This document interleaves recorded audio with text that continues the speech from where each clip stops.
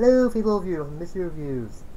And today I'm doing Yugo Vrains, episode 50, transfer student Homura Kayaru.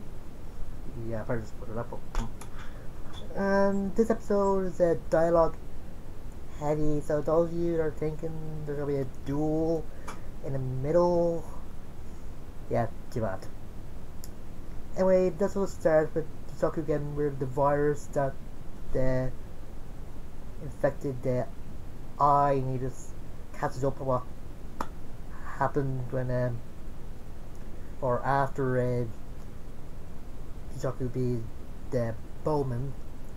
And of course Kusanagi is mad what happened to his brother, and I points out that the technology to take someone's consciousness and do some other thing is way beyond the power of the noise and noise. It's probably a new enemy.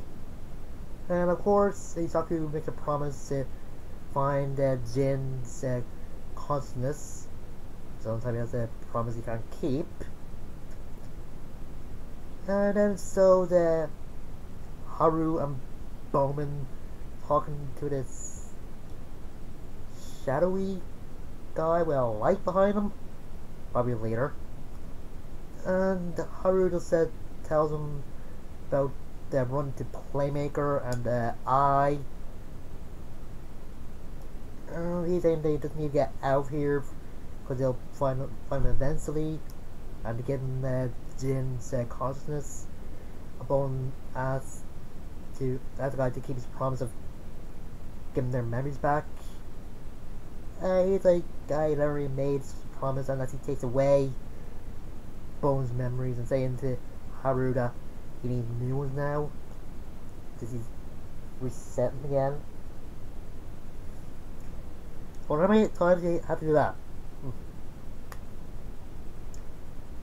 Anyway, when Saku's going to school, Ignis or I, Zane has been in school for a while, and somebody pointed out that everybody looks the same. I don't know if it's just a racist or just a comment on the characters who are drawn alike. And he asks Saku why is he stuck in the dual skin, and of course Saku gives his famous 3 reasons.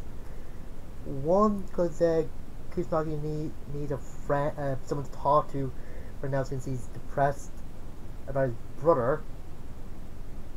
2, the attack on Cyber World and Jin's consciousness being taken is connected, and he thinks that I is somehow involved. And 3, being a captain suits him. Yeah. I don't know. I have before that episode a reunion between I and Bobby, Bobby saying that he thought that I went to his homeworld and abandoned her. I bet he didn't do that, but it's obvious that he did. And someone called her his precious minion. Yeah, minion. And she takes Blake Karibo as a rival of hers for some reason. I don't know. It's one of the funny parts of the episode, I have to say. Anyway, then they're just seeing introducing Soulburner or Homer as real life persona, or what he looks like in real life. And he instantly knows that Aoi is Blue Angel, maybe Flame. But he told him that, as he pointed out, that the one talking to her is Brain Max, aka Playmaker's best friend. Yeah, he was just telling her that the club is being at the AV room. I don't know. And Homura just following Yusaku, but then he sees Yusaku looking at his direction, and he's wondering how, and Flame said he sent a message to I, so that's probably how. And then the Yusaku and Homura just meet for the first time, and so the Ignises, but it's only for the first time, just know each other, and he just said Flame's flags on his name, and this gives the meaning of the name in Kenji, I think, again. And it seems like Flame and Noise. Well, stuff he says. Later on, out of the closet or wherever it is, Flame just gives the story of how the cyber world was destroyed. It turns out that they are thinking or just discussing about giving their technology to the humans, but when the Light of Noi and Dr. Kogami was trying to destroy them, they're thinking that humanity was their enemy, and Doctor just points out that's kind of ironic that Dr. Kogami started what he said would happen, and we've always how it happened well. And then after that, the Ignises were just inventing things or something, and then these humans came up to Cyber's world and utterly destroyed and probably separated the other Ignises. And Flame asked for I and the Playmakers or Isaku's help. And at first Isaku was kind of against it since he needs to focus on fighting Jin's consciousness. But Flame said that it's one of the same, since the people that attack the cyber world also use link magic or link spells. So then there's a conversation between Kusanagi and Homura, and with Kusanagi, he's surprised that Jisaku brought a friend over and someone that knew his secret identity.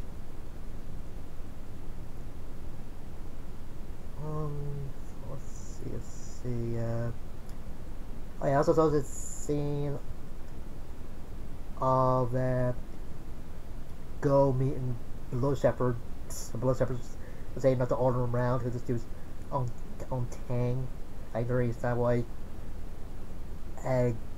Go just uses his real face in the Vrains and that.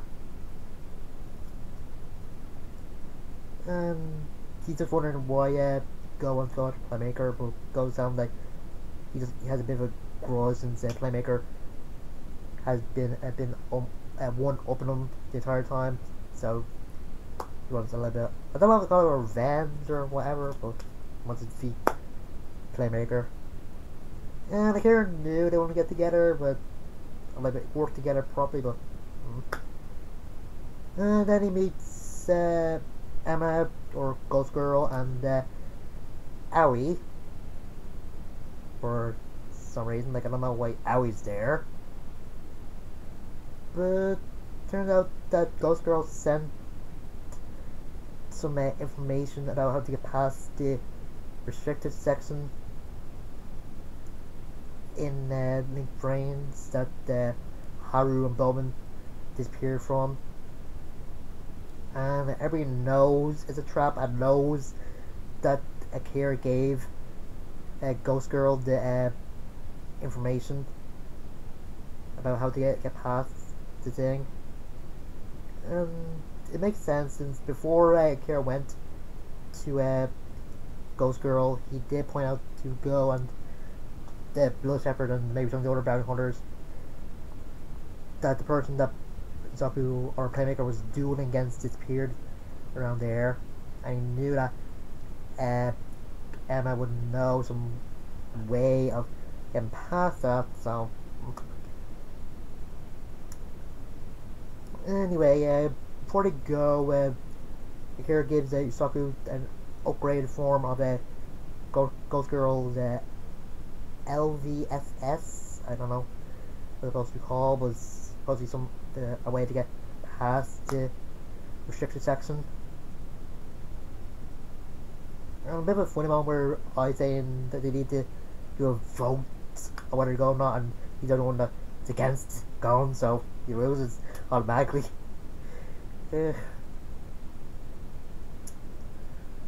And the core gonna get there, they see Go and the other bounty hunters, and just ends here.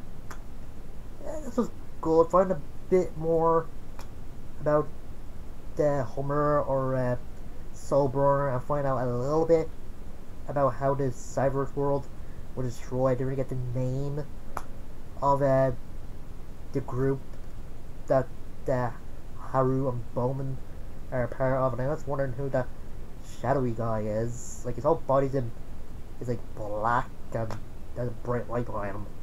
That's, I don't know. Oh yeah, and they point out that when they're looking at the data of when Bowman and Haru were disappear or vanish, wherever, that looks the same as the memory data that they saw in Ignis or I. And I am Flame point out it was the data from the wind attribute Ignis. Yeah, apparently the Ignises have 6 attributes, like there's 6 attributes in dual monsters, and turn out Ignis is the dark one. I have no idea why. I thought it would have been the wind, since he can summon the data storms or tornadoes, whatever. I don't know. Maybe the wind attribute Ignis is Jin's Ignis, or maybe not.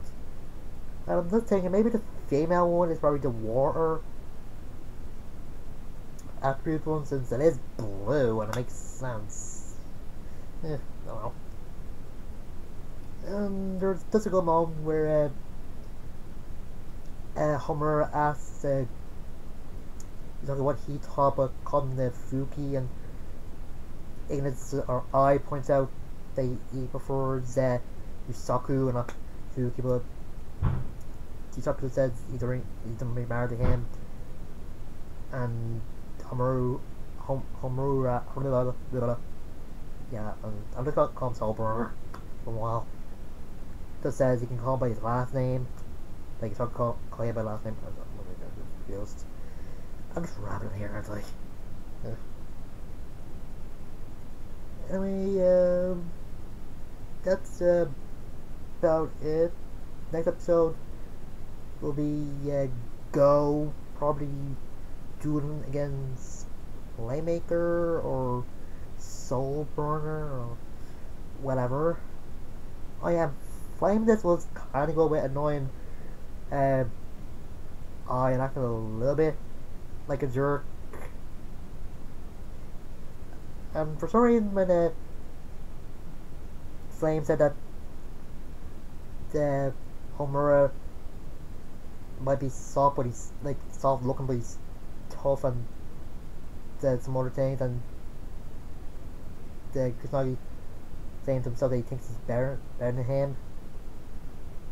I don't know why he said that. It didn't seem like Flame was saying that Homura is better than Kusanagi.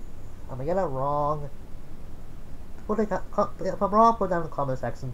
Oh, I don't know. That's whatever.